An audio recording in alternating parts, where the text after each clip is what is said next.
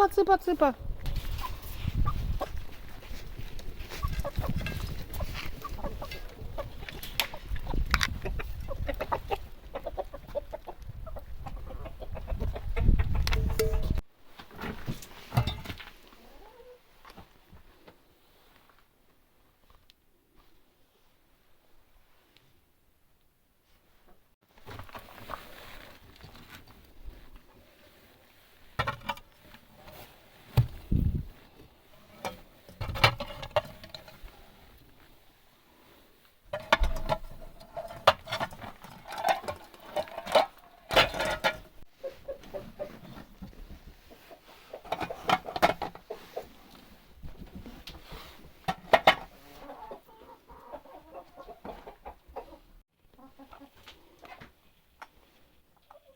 Всем привет! Я рада приветствовать нас на своем канале Аврашка Лайф. Меня зовут Наталья. Я живу в Сибири, в Красноярском крае. Сегодня 29 октября 2022 года. И всех знающих я поздравляю с праздником, с Днем Ленинского комсомола. Кто в теме, тот меня поймет.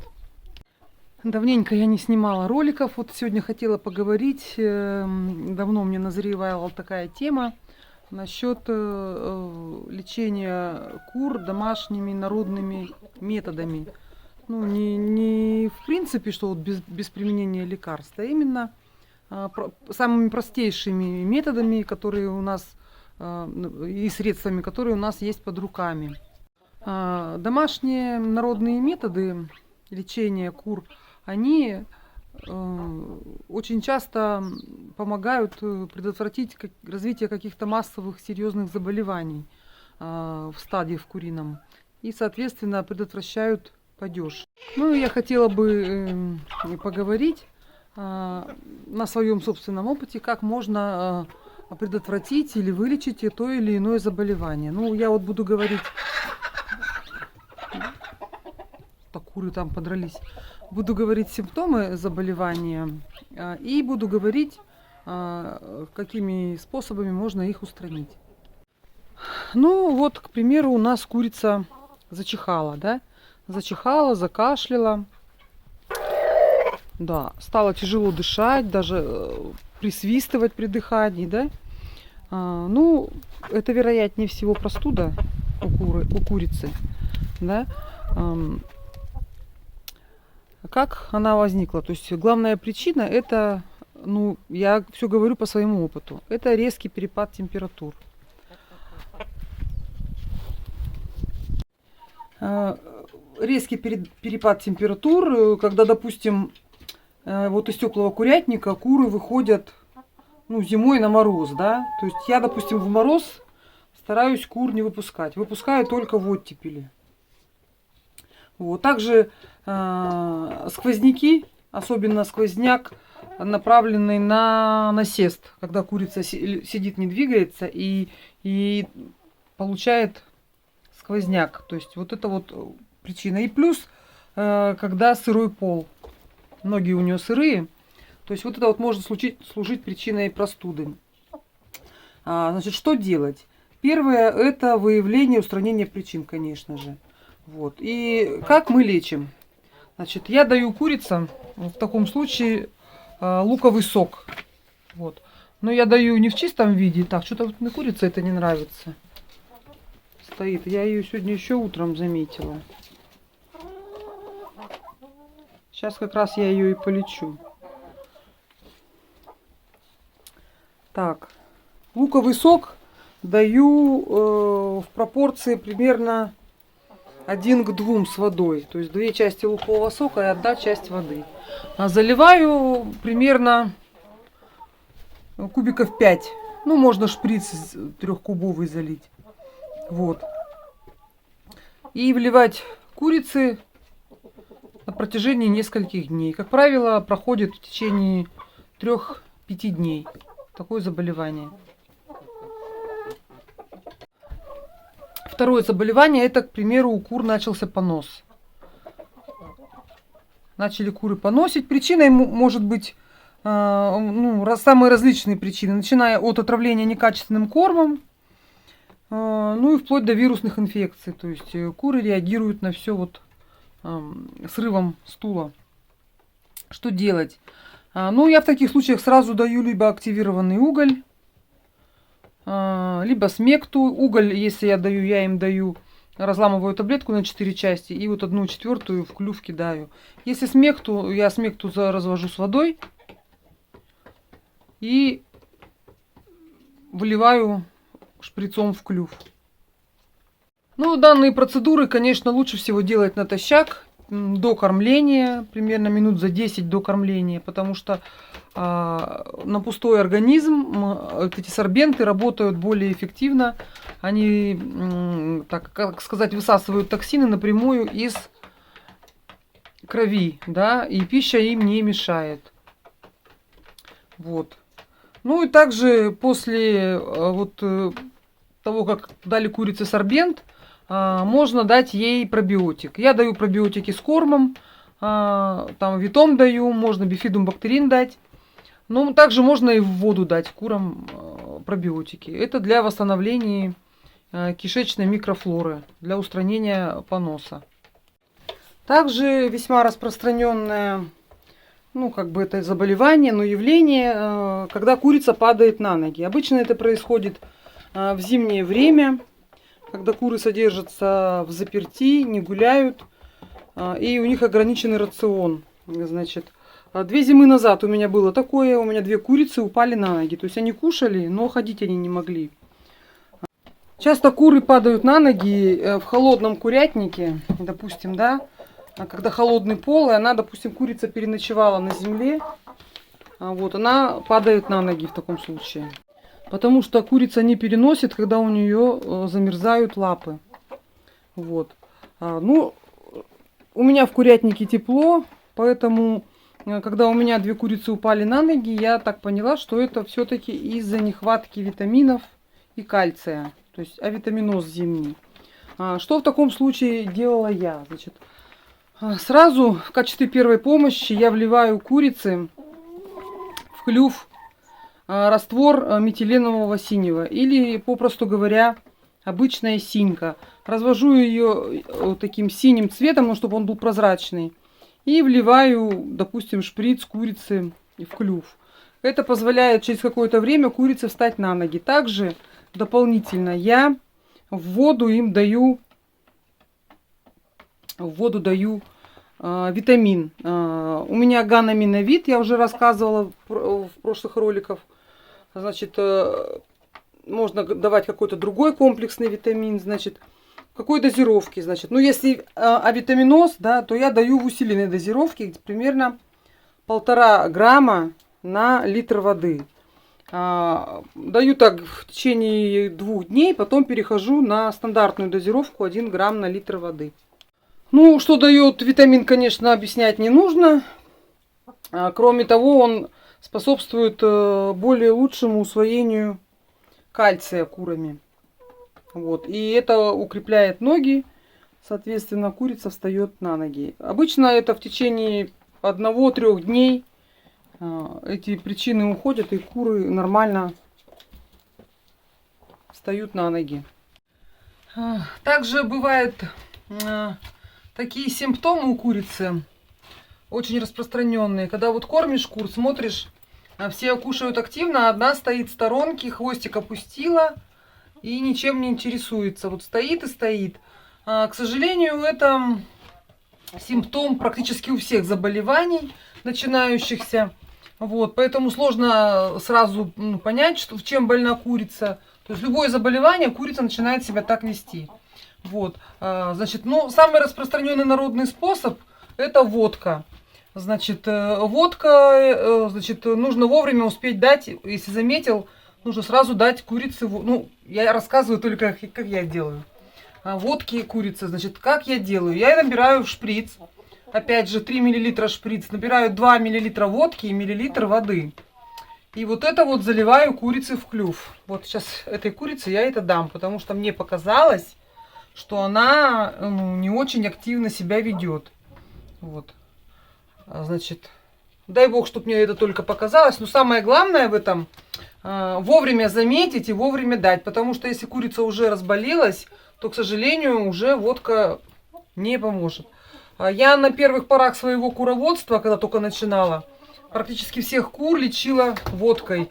И вы знаете, у меня были очень неплохие результаты. Падежа практически не было. То есть практически все куры как бы выздоравливали. Сейчас я это проделаю вот с этой своей курочкой. Так, вот я набрала шприц. Тут у меня вода и водка. Сейчас я ей залью курочки в клюв. К сожалению, наверное, не получится показать, потому что я себя снимаю сама, и как-то камеру поставить, наверное, не получится. Сейчас попробую, наверное, не получится.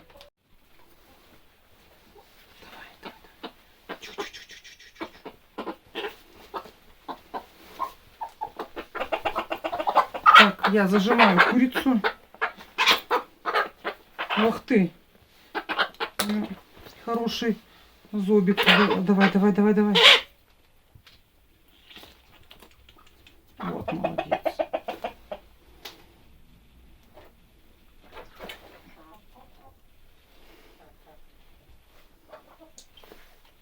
Все, шприц пустой. Курицу сейчас пойду отпускать в стадо. Я вот думаю, какое действие имеет водка, да, на организм. Думаю, все-таки она как бы запускает у курицы обмен веществ. И как бы, конечно, это в небольших дозировках. И как бы организм начинает сопротивляться и восстанавливаться.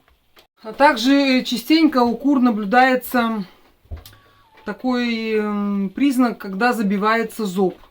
Вот сейчас я курицу свою брала, у нее зоб такой, он вроде бы полный, он такой мягкий.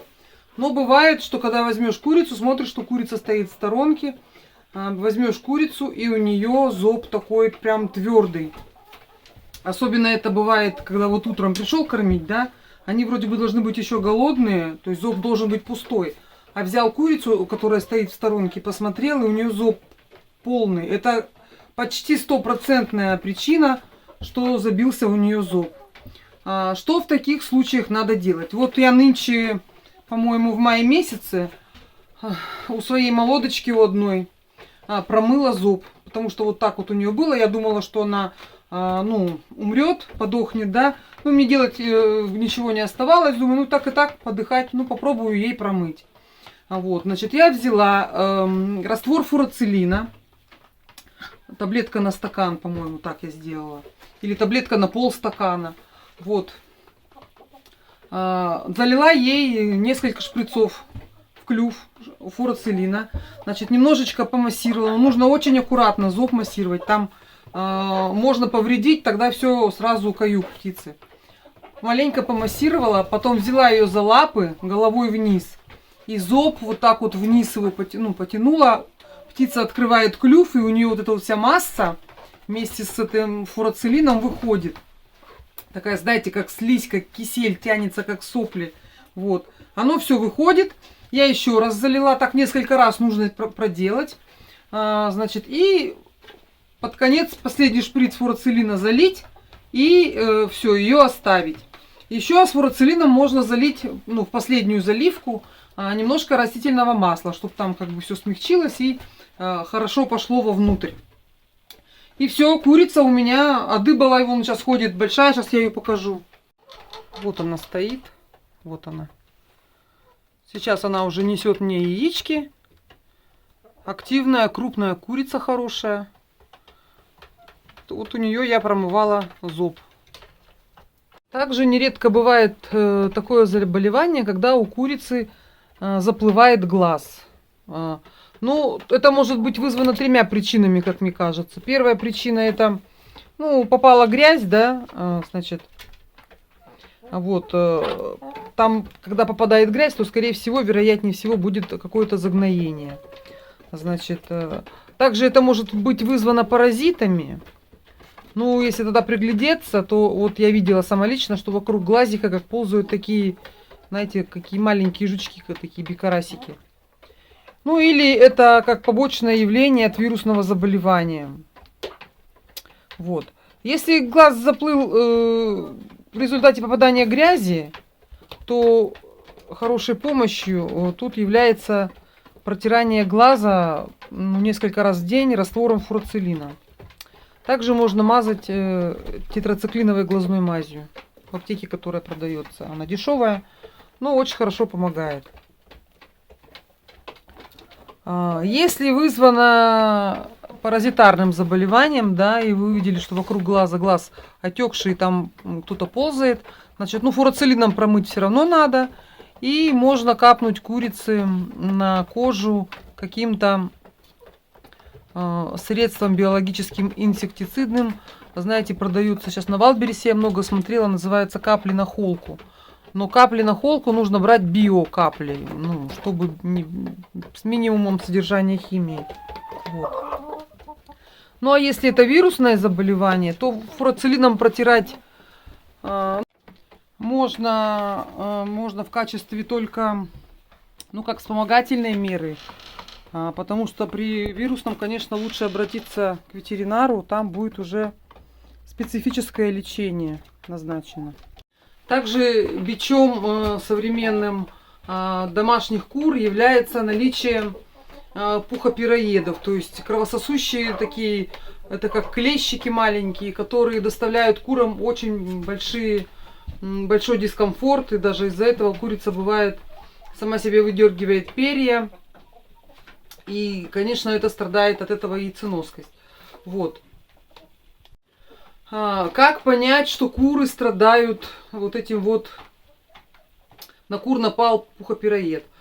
Конечно, можно раздвинуть перышки, да, в районе попы у курицы, там под хвостом, раздвинуть перышки, и на коже будет видно такие маленькие красные бусинки, как вот жучки такие маленькие красные. Вот. Еще бывает такое, что, знаете, когда заходишь в курятник, вернее, когда выходишь из курятника, да, то ощущение такое, что вот по тебе кто-то ползает, что вот как будто вот какое-то вот неприятное ощущение. Это практически 100%, что у ваших кур есть пироеды. Что в таком случае делать? Самым верным и самым, мне кажется, надежным способом избавления и народным способом избавления от пухопироеда является трава полыни. Значит, если это лето, то вообще проблем никаких. Нарвал полыни, набросал в курятники, веники из полыни повешал, и все, и будет вам счастье. Почему-то, я не знаю почему, хочу почитать. Все паразиты, в том числе и внутренние гельминты, и наружные, не переносят полынь. То есть, если у вас у курицы в курятнике у кур будет полынь, то будет все, как говорится, окей. Но гораздо хуже дело обстоит по зиме, когда полыни нет, и летом как бы все было нормально, ты как-то полынь не нарвал. И вдруг вот зимой ты обнаружил, особенно ближе к весне, когда уже организм истощается, ослабевает у курицы, ты обнаружил, что у нее появился пироед. Что в таком случае нужно делать? Во-первых, для курицы необходимо обеспечить наличие зольно-песчаных ванн. Вот. Этим самым курица как бы производит гигиену собственного тела, и купаясь в зольно-песчаной ванне, таким образом эти клещи не могут находиться. У меня есть в курятнике также зольно-песчаная ванна, хочу вам показать. Вот здесь у меня в курятнике под гнездами, вот видите, стоит зольно-песчаная ванна. Сейчас я свет включу, вот видите. Тут уже, они уже тут так хорошо повыгреблись. Я буду скоро делать новую им. И хочу снять отдельный ролик, как я это делаю. И второе, как я уже сказала выше, когда рассказывала про паразитов вокруг глаз, да, у курицы. Это купить, конечно, вот эти вот капли биологические и капнуть курице на кожу. В течение там суток-двое паразиты с курицы уйдут. Но даже несмотря на... Нужно смотреть на состав, там, то есть, чтобы не было химии. Но даже если нет там химии, то я бы рекомендовала все-таки от яиц, от употребления яиц воздержаться хотя бы 3-5 дней. Все-таки это препарат достаточно сильный. Я боюсь, что он попадает сквозь кожу. Хотя я не уверена, не буду как бы на себя брать ответственность.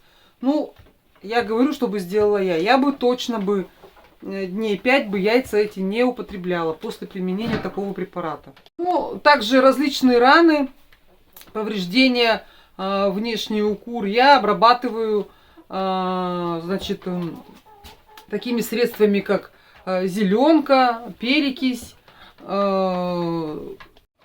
или крепкой марганцовкой. Эти препараты всегда есть в наличии в моей куриной аптечке. Так, вот видите, вот моя куриная аптечка. Вот, значит, у нас зеленка. Вот синька, метиленовый синий. Кстати, метиленовый синий продается в магазинах для аквариумистов. Им производят дезинфекцию воды в аквариуме. Так, вот у меня еще зеленка. Вот у меня перекись.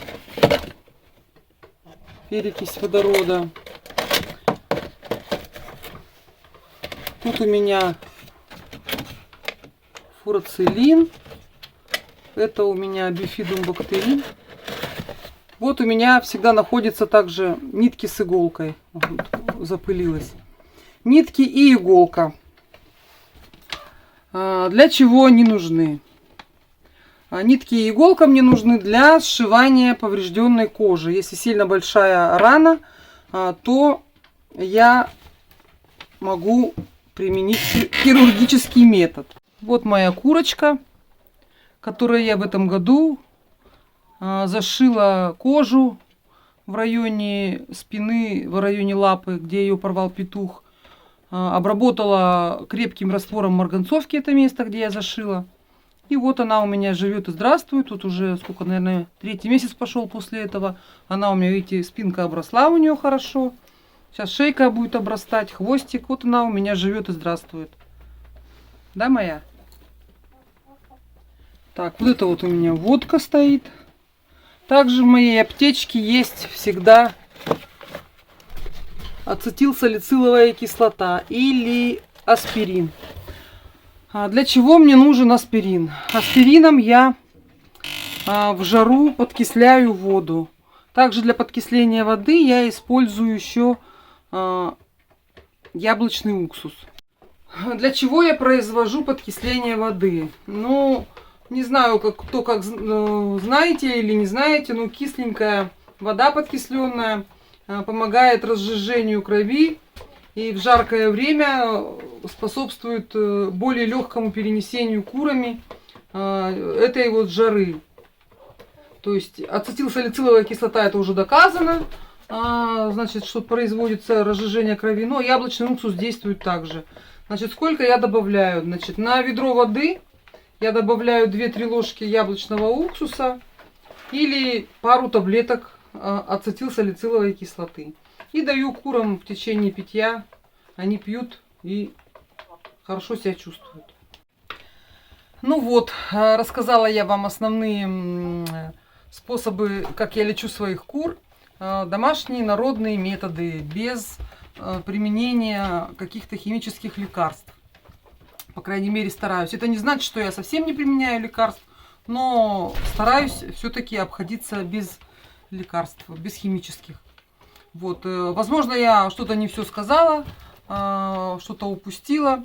Мне бы хотелось, чтобы вы со мной поделились своими методами лечения кур, чтобы я тоже их взяла на вооружение. Жду от вас комментариев, жду от вас лайков. А теперь всем всего хорошего, всего доброго. Всем пока.